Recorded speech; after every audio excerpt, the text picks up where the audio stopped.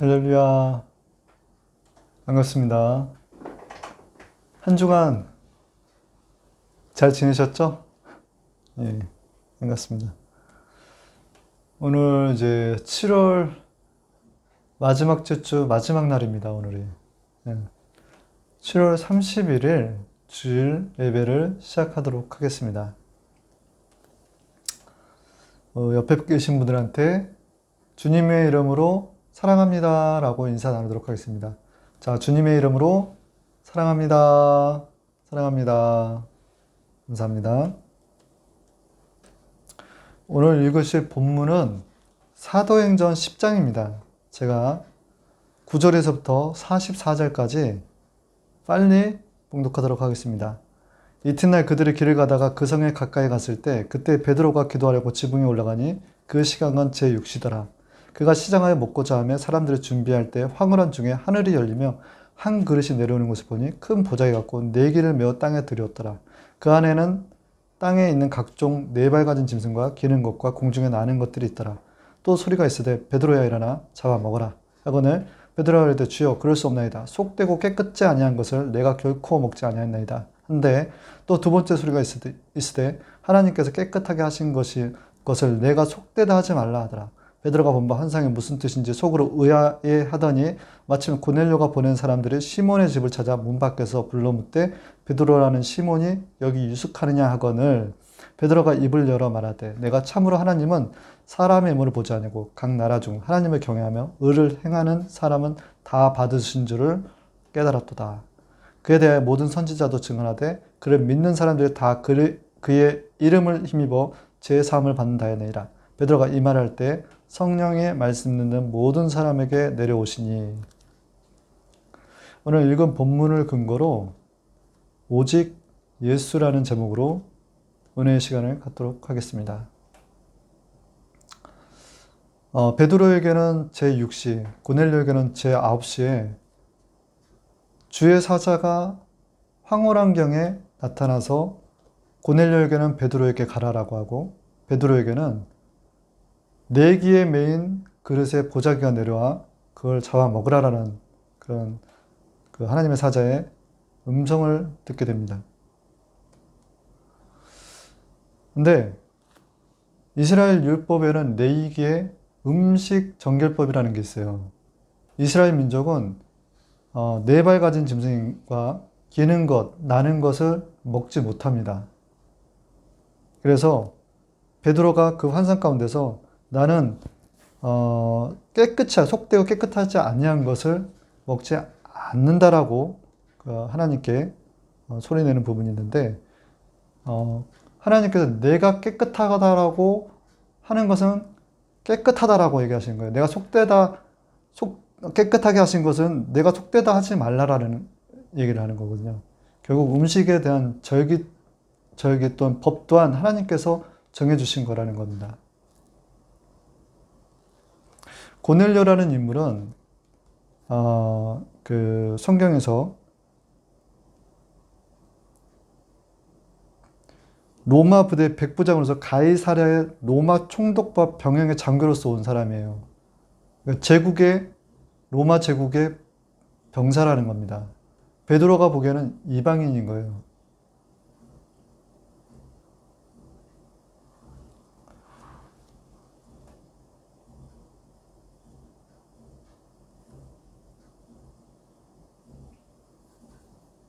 고넬료를 만나서 그와 이제 연합하는 장면이 성경에는 이제 사도행전에 잘 나타나 있는데, 그가 하는 말이 하나님께서는 사람을 외모로 보지 않고 하나님을 경외하고 의를 행하는 사람을 찾는다. 이런 걸 깨달았다라는 거예요.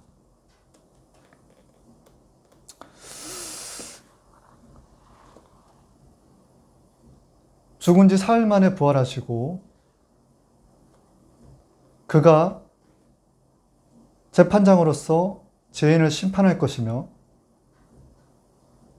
예수 그리스도께서 그를 믿는 자들에게 죄를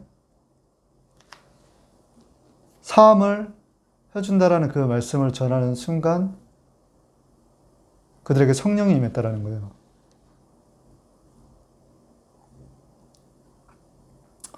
저는 이제 이 말씀을 이렇게 묵상을 하면서 저 또한 이방인인 거죠, 사실. 저희 또한 이방인인 거예요. 우리는 본가지가 아니기 때문에 사실 저희는 격가지로서 이방이라는 겁니다. 그래서 영적인 이스라엘 민족이 된 거죠. 근데 그 영적인 이스라엘 민족이 된 제가 믿지 않는 자들을 향하여 예수님께서 잡아먹으라라고 하는데 제가 부정하다라고 생각할 때가 있더라는 거예요. 저희가 부정하다라고. 마치 네 발 짐승과 같고 기는 건 나는 것 같이 내가 잡아먹을 수 없는 불의의 사람들이라는 거 단정해버리더라는 거예요.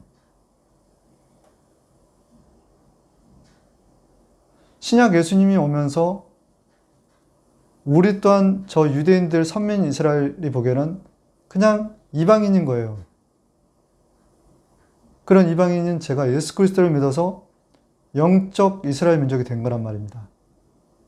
근데 그런 제가 제 주변에 있는 예수님을 믿지 않는 또 다른 이방인들을 향해서 속되다라고 할 때가 있더라는 거죠. 그래서 하나님은 내가 깨끗하다는데 너가 왜 속되다라고 하냐라는 거예요. 잡아먹으라는 거예요. 그래서 우리들은 예수 그리스도가 죽은 지 사흘 만에 다시 부활하신 분이시고 이렇게 죽은 지 사흘 만에 다시 부활하신 이를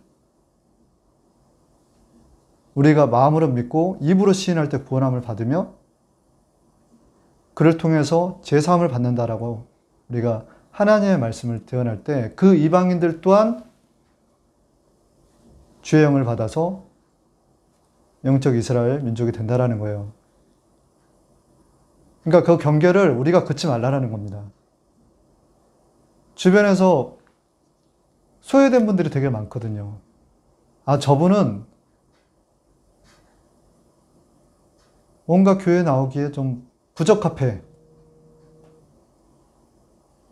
라고 생각할 때가 있더라는 거예요. 저분은 아니야. 저분의 집안이 또는 저분의 개인사가 또는 저분의 어떤 삶의 모습들이 구원받을 대상이 아닌지 라고 해서는 안 된다라는 겁니다.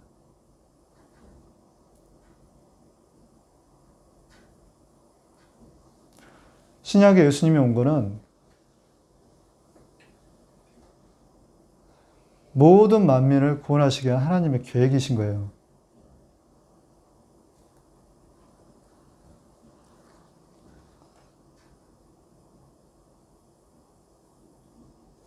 근데 우리는 이렇게 교회에 다니는데 문제는 그렇게 해서 우리가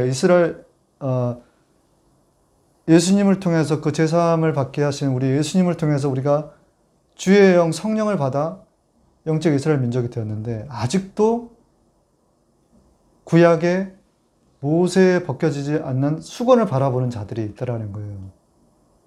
아직도 구약 속에 그 모세 토라, 모세 오경을 바라보고 있는 자들이 있다라는 겁니다. 모세는 자기 얼굴빛 하나님과 신hen사에서 예수님과 하나님과 대면한 얼굴에 빛이 나죠. 근데 그 얼굴을 가렸단 말입니다. 썩어 없어질 자신을 우상화할까봐 자기 얼굴을 덮었다라는 거예요. 근데 저 유대인들은 지금도 모세를 찾고 있어요. 그리스도 예수께서 그 수건을 벗겨내심으로 말미암아 그 빛이 우리에게 주의 영광으로 다가오는 것이라는 것입니다. 그리스도를 통해서 주의 영이 임한다라는 겁니다. 다시 말씀드리면 그 주의 영이 임함으로 말미암아 우리가 주의 영광에 참여할 수 있는 자가 되고 주의 형상을 닮아가는 거예요. 근데 아직도 그렇게 우리가 신약 백성으로서 이방인 저희가 이스라엘 민족이 됐는데도 반대인 경우로 우리 스스로가 저 사람은 이방인이야 라고 단정해버리고 또 아직도 교회를 다니면서도 구약의 모세의 수건을 바라보고 있는 교인들이 있다라는 거예요.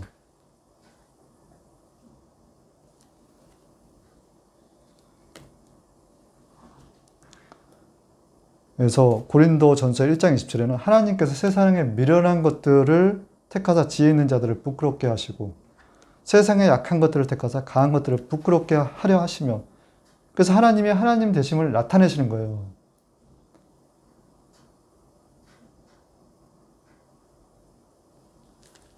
그래서 하나님을 사랑해서 그 뜻대로 부르심을 받는 자 중에서 문벌 좋은 자들이 많지 않다라는 거예요. 약한 자들을 고쳐 쓰시는 거예요, 하나님은. 그리고 지혜롭고 강한 자들을 낮추시는 거예요. 하나님이 하나님 되심을 보여주시는 거죠. 우리 주변에 스스로가 저분은 고넬료야라고 생각하는 자들이 있습니까?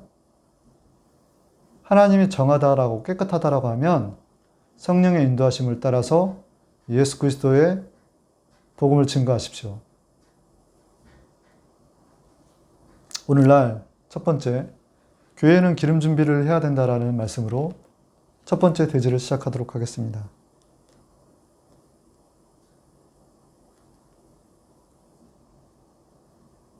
그러므로 사람이 부모를 떠나 그 아내와 합하여 그들이 한 육체가 될지니 이 비밀이 굳어다. 나는 그리스도와 교회에 대하여 말하노라. 에베소 5장 31절 32절의 말씀인데 사람이 부모를 떠나서 남자와 여자가 합하여 하나가 된다라는 거예요. 이 비밀이 크도다라는 거예요. 이 비밀이. 나는 그리스도와 교회에 대하여 말하노라 라는 거예요. 남자 여자와의 관계가 그리스도와의 교회 관계인 거예요.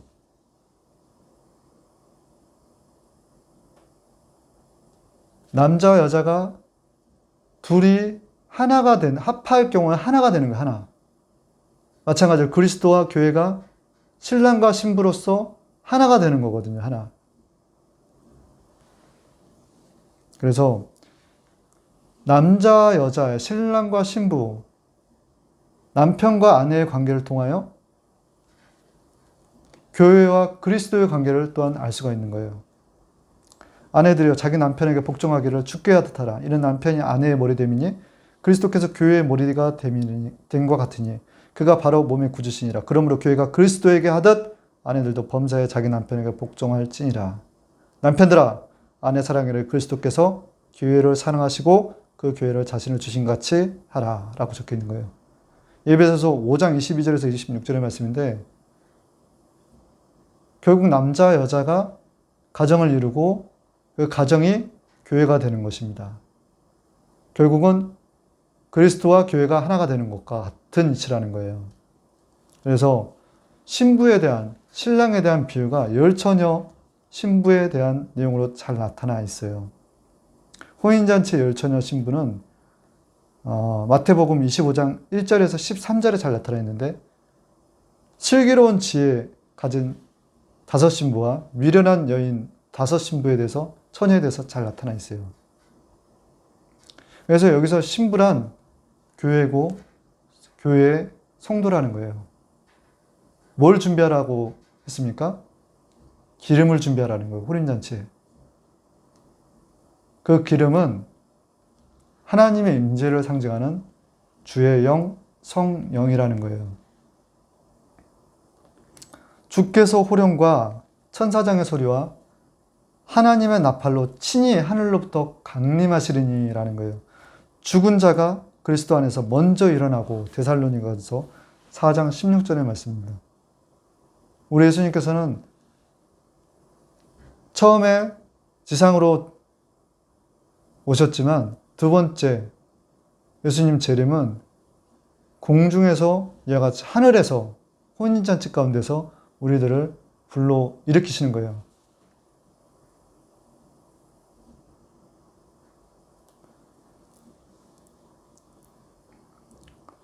또한 교회와 그리스도의 관계가 남자, 여자가 육체의 정욕을 이기지 못해서 절제하지 못한 것을 막기 위해서 결혼이라는 걸 시켰다라는 거예요, 결혼. 근데 여기에도 엄청난 비밀이 있다라는 거예요. 분방하지 말아라. 분방하더라도 잠깐 하고 다시 얼마 동안만 하되 다시 합하라라고 적혀 있어요. 이는 사탄이 틈타지 못하게 함이라라는 겁니다. 근데 그리스도와 교회에도 마찬가지예요. 내가 교회에서 멀어지지 않습니까? 그러면 사탄이 틈타요. 사탄이 틈을 타고 들어오더라는 거예요. 그 육체의 정욕을 이기지 못해요. 교회와 멀어져 버리면. 그러니 합하라는 거예요. 그리스도와 교회가 합하라. 결국 남녀의 문제가, 신랑과 신부의 문제가 그리스도와 교회의 문제로서, 또 합하라는 의미가 사탄에게 틈을 주지 말라라는 하나님의 뜻이 있다라는 겁니다. 음행을 피하기 위해 남자마다 자기 아내를 두고 여자마다 자기 남편을 두라. 남편은 그 아내에 대한 의무를 다하고 아내도 그 남편에게 그렇게 하지라. 아내는 자기 몸을 주장하지 못하고 오직 그 남편이 하며 남편도 그와 같이 자기 몸을 주장하지 못하고 오직 그 아내가 하나니 서로 분방하지 말라. 다만 기도할 틈을 얻기 위하여 합의상 얼마 동안 하되 다시 합하라라는 거예요. 이는 너희가 절제 못함으로 말미암아 사탄이 너희를 시험하지 못하게 하려 함이라. 고린도서 7장 2절에서 5절의 말씀입니다. 두 번째는 서로 용서하라라는 거예요.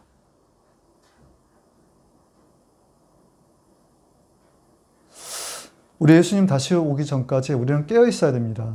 근데 왜 용서하라라고 할까요?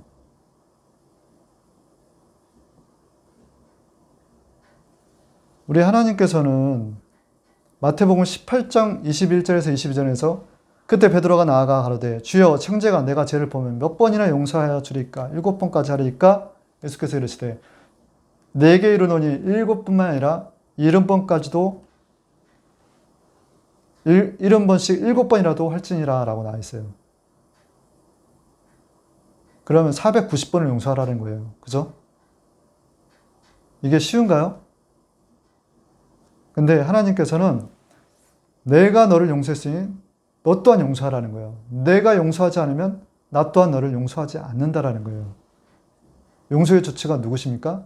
하나님인 거예요, 하나님. 우리 스스로가 죄 없다라고 나는 용서받았어. 이렇게 스스로 우리의 죄를 덜어낼 수가 없다라는 거예요. 오직 예수 그리스도를 통해서 우리가 죄 사함을 받고 용서를 받는 거예요, 하나님 앞에. 너가 그렇게 용서를 받았으니 너 또한 용서하라는 게 하나님의 명령이거든요.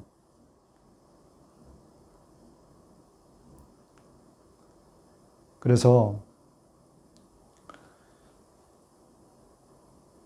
우리 하나님은 미쁘시니라 우리가 너희에게 한 말은 예하고 아니람이 없노라. 하나님의 약속은 얼마든지 그리스도 안에서 예가 되니 그런즉 그런 말미암아 우리가 아멘하는 하나님께 영광을 돌리게 되니라. 고린도서 1장 18절에서 20절의 말씀입니다. 다시 말씀드리자면 하나님께서 용서하라라고 하면 예수 그리스도 안에서 우리는 예밖에 없는 거예요. 예. 순종하라는 거예요. 그때 바로 하나님의 약속을 우리가 이을 자가 되더라는 거예요.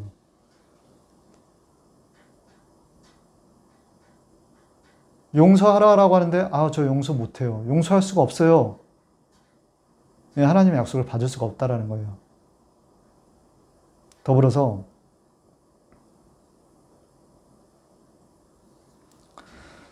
사탄의 우리가 계책에 말려들지 않게 해서는 용서해야 되는 거예요. 사탄은 우리가 분을 내기를 원해요. 그래서 분을 내고 죄를 짓기를 원하거든요. 그게 사탄에게 속아 넘어가는 줄 알면서도 넘어가요. 이게 사탄의 계책이에요. 이 계책을 끊어버릴 수 있는 것이 용서예요, 용서. 제가 가서 먼저 용서해버리는 거예요. 우리가 주님께 제사를 드릴 때, 예배를 드릴 때 예물을 드리기 전에 먼저 내 죄가 생각나거든 가서 먼저 사화하고 오라는 거예요. 그리고 내 앞에서 예물을 드리라라고 하는 겁니다. 결국 사탄에게 속아 넘어가지 않기 위해서는 이게 사탄의 계책이구나, 계략이구나라는 걸 알 때 그걸 끌어낼 수 있는 게 용서라는 거예요. 너희가 무슨 일이든지 누구를 용서하면 나도 그리하고 내가 만일 용서한 일이 있으면 용서한 것은 그것은 너희를 위하여 그리스도 앞에서 한 것이니 이는 우리로 사탄에게 속지 않게 하렴이라. 우리는 그 계책을 알지 못하는 바가 아니로라. 고린도후서 2장 10절에서 11절의 말씀입니다. 그리고 분을 내어도 죄를 짓지 말고 해가 지도록 분을 품지 말고 마귀에게 틈을 보이지 말라. 에베소서 5장 26절의 말씀이에요. 이 말씀을 많이 들으셨잖아요. 그죠? 결국 뭐냐면 분을 내도 죄를 짓지 말라는 거고, 이게 결국은 하루 해가 넘어가려면 마귀에게 틈을 준다라는 겁니다. 그러니 우리는 용서하며 지내야 되는 거예요. 누군가를 용서하지 않으면 그 사람이 자꾸 떠올라요. 자꾸 생각이 나요. 그 사람의 지배하에 들어가 버리는 거예요. 이게 사탄의 계책이라는 거예요. 속아 넘어간다라는 거예요. 내 형제를 미워하는 자마다 살인하는 자는 영생이 그 안에 없는 줄 너희가 아는 바라라고 했어요. 미워하는 것부터 시작해서 그게 살인으로 가고 그게 영생에서 멀어져 버린다는 것입니다. 세 번째는 하나님을 더욱 깊이 알아가자라는 거예요. 세상에는 참 많은 철학이 있어요. 그리고 헛된 속임수로 사람을 속이는 경우도 많고, 사상과 이데올로기, 여러 가지 어떤 세상적인 지식이 그리스도를 대신하고 있는 게 너무 많아요, 사실. 그래서 자기의 그 학문을 막 자랑해요. 거기서 진리를 발견한 것처럼 얘기를 하더라는 거죠. 그렇지만 이것이 하나님 그리스도 안에서는 초등학문이라는 거예요. 초등학문. 아멘 하십니까? 그가 철학과 헛된 속임수 너희를 사로잡을까 주의하라. 이것은 사람의 전통과 세상의 초등학문을 따르며 그리스도를 따름이니라. 골로새서 2장 8절의 말씀이에요. 너희가 세상의 초등학문에서 그리스도와 함께 죽었거든 어찌하여 세상에 사는 것 같이 규례에 순종하느냐. 이런 것들은 자의적 숭배와 겸손과 몸을 괴롭게 하는 데는 지혜 있는 모양이나 육체 따르는 것을 금하는 데는 조금도 유익이 없느니라. 골로새서 2장 20절에서 23절의 말씀입니다. 자의적으로 겸손과 몸을 괴롭게 하는 데는 유익이 있지만 육체를 따르는 데 있어서는 금할 수가 없다는 거예요. 이 세상의 철학과 헛된 속임수들이. 그래서 그리스도를 아는 것이 가장 고상한 지식이다라는 거예요.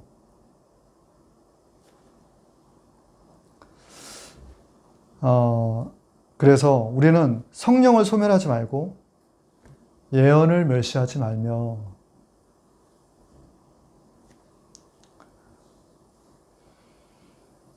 육체 연단은 약간의 유익이 있는 줄 아나 경건은 금생과 내세가 약속되어 있는 것을 알아야 된다는 것입니다.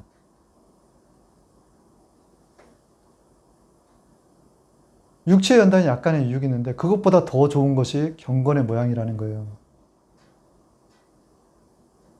그리고 우리가 하나님께서 주시는 성령의 감동을 받았을 때는 순종으로 나아가야 돼요. 소멸해서는 안 돼요. 그리고 또 예언도 멸시해서는 안 되며, 또한 내 골육과 내 부모 형제 친족을 멀리하는 것은 믿음을 배반한 자여 불신자보다 더 악하다는 것을 마음에 새기시길 바랍니다. 한 가지 더 말씀드리고자 하는 것은 우리가 고난을 받으라 하는데 예수와 함께 고난을 받으라라고 하지 않습니까? 그것은 여러 가지 의미가 있어요. 우리 예수의 생명이 우리 안에서 예수의 죽음을 우리가 짊어짐으로써 예수의 생명이 살아나게끔 하기 위한 것이 예수님과 같이 고난도 받으라는 거예요. 또 내가 좋은 군사로서 모집된 것에 대한 예수와 같이 고난도 받으라는 것입니다. 우리는 우리 자신이 사형 선고를 받은 줄 알았으니 이는 우리로 자기를 의지하지 말고 오직 죽은 자를 다시 살리시는 하나님만 의지하게 하려 하심이라. 고린도후서 1장 9절의 말씀이에요. 이거 되게 중요한 말씀이거든요. 우리가 평안 가운데서, 안전 가운데서, 풍요로운 가운데서 우리 하나님을 의지하지 않아요. 근데 내가 사망 선고가 내려진 것 같잖아요? 그럼 하나님께 온전히 의지할 수밖에 없어요. 주변에 많이 그렇게 힘들어가고 절망 가운데 있는 이들을 보면은 하나님을 찾아요. 하나님을 전적으로 의지하더라는 거예요. 그때 하나님을 더 깊이 알게 되고 만나는 것입니다. 그 하나님이 살아계시고 나와 함께 한다는 것을 임마누엘 하나님이라는 걸 깨닫게 되는 거예요. 이게 고상한 지식이라는 거예요. 그리스도를 알아가는 고상한 지식들. 결론입니다. 믿음의 주요 온전하게 하신 이인 예수를 바라보자. 저는 그 앞에 있는 즐거움을 위하여 십자가를 참으사 부끄러움을 개의치 않으시더니 하나님 보좌 앞에 앉으셨느니라. 히브리서 12장 2절의 말씀입니다. 누구를 바라보라고요? 예수 그리스도를 바라보라는 거예요. 우리가 예수 그리스도를 바라볼 때 주의 영이 제사함받고 주의 영이 우리에게 임하는 거예요.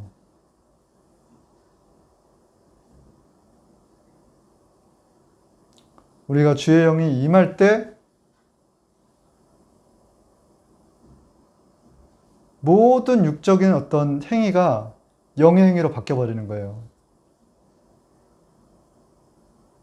예배를 드릴 때도 육으로 드리는 것이 아니라 영으로 드리는 것이고, 내 믿음 또한 육으로 믿는 것이 아니라 성령의 힘으로 예수님을 믿게 되는 것이고,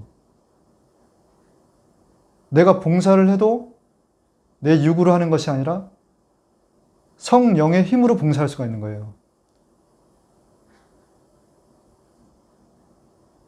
그래서 살리는 것은 영이니 육은 무익하다라는 거예요.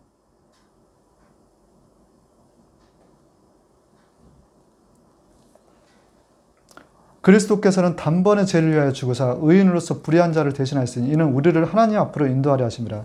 육체로는 죽임을 당하시고 영으로는 살리심을 받으셨느니라. 베드로전서 3장 18절의 말씀입니다.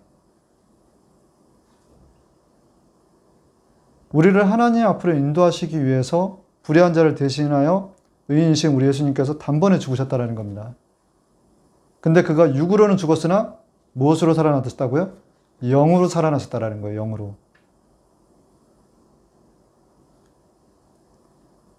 그럼 우리가 예수의 죽음을 짊어짐으로 말미암아 예수님과 같이 고난도 받을 때 예수의 생명이 우리에게 나타나서 예수님과 같이 영으로 부활한다라는 것입니다. 우리 예수님 다시 오시기 전까지 주님보다 앞서가는 자 되지 않게 하여 주시고 사탄에게 틈을 내주지 않는 우리 주 예수 그리스도와 연합된 자들이 되기를 소망합니다. 이것으로 7월 31일 주일 예배를 마치도록 하겠습니다. 잠시 기도하겠습니다. 좋으신 하나님 아버지 감사합니다. 아버지, 죽은 나사로를 살리신 우리 하나님께서, 우리 예수님께서 죽은 나사로가 잔다가 아니라, 죽은 것이 아니라 잔다라고 얘기했을 때 마리아의 고백이 그가 죽어서 다시 부활할 것을 믿나이다라고 얘기를 해요, 아버지. 예수님께서는 너희가 믿을 때 하나님의 영광을 보리라 하지 않았냐. 이것은 죽을 병이 아니라 하나님께 영광을 올릴 병이다라고 얘기를 하셨어요. 아버지, 우리가 믿음이 이와 같이 죽은 자도 살리신 우리 하나님, 그 하나님의 아들 예수 그리스도, 그리하여 우리 하나님께서 영광을 받으실 것이라는 그 믿음 가운데 저희 거하는 자들 되게 하여 주셨기를 원합니다. 그리하여 예수님의 산 증인이 되게 하실 줄 또한 믿사옵나이다. 저희 모두가 그와 같이 흔들리지 않는 믿음으로 승리하는 저희 모두 되게 하여 주셨기를 원합니다. 이 시간 또 예배에 참석한 모든 이들에게 하나님의 동일한 은혜가 임하옵기를 소망합니다. 이 모든 말씀 우리 구주 예수 그리스도 이름으로 하나님께 감사하며 기도합니다. 아멘.